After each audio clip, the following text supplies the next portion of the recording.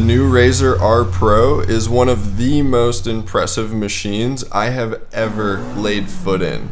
They have doubled the engine size, they have completely rethought the interior and turned it into one beast of a machine. I was getting tossed around the back of that thing like a bag of potatoes. It has so much power that it is just absolutely incredible.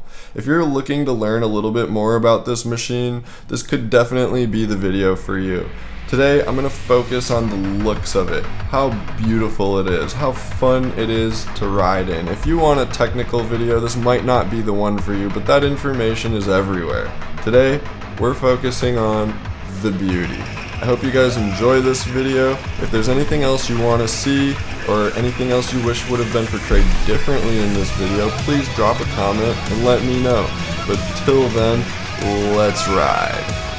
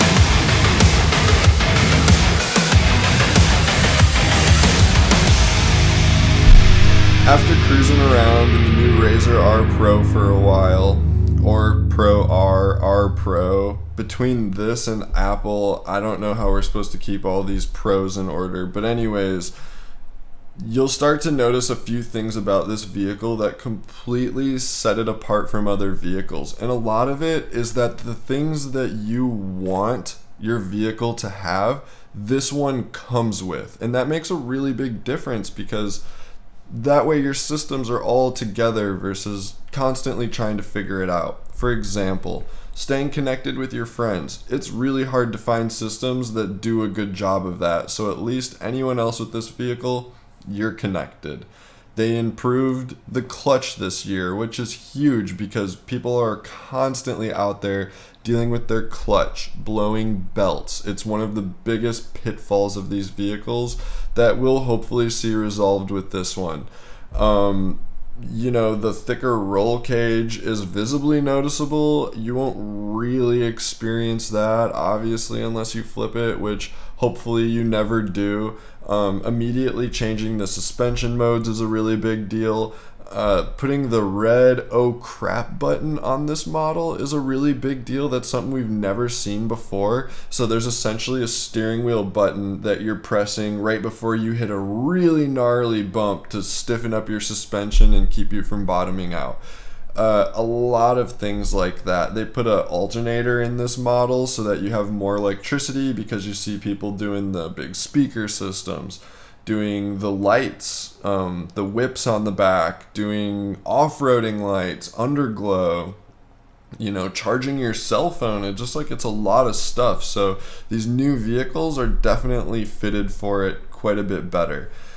As far as speed and performance goes, I'm telling you, this thing is really close to the Mavic. I'm actually going to give it to the Mavic as probably being faster, because it's turbocharged and people are tuning them and turning the boost way up, and it's super hard to compete with that when you have a naturally aspirated engine. However, it is twice the size, 2000cc 4-cylinder. So when they do start supercharging and turboing it, it's going to be insanity. And also, being in Arizona, in a very dangerous desert area as far as what can happen to you when you do break down, there is something to be said for having that naturally aspirated engine and just an added level of reliability. You just don't want to deal with that out here. I hope that everyone was able to take something away from this video, and once again, if you have any questions or want to see something else, just let me know below. I got you guys, I'll post it. I have some more shots left though, so I made another montage. Hope you enjoy it. Till next time, thanks for watching. Peace.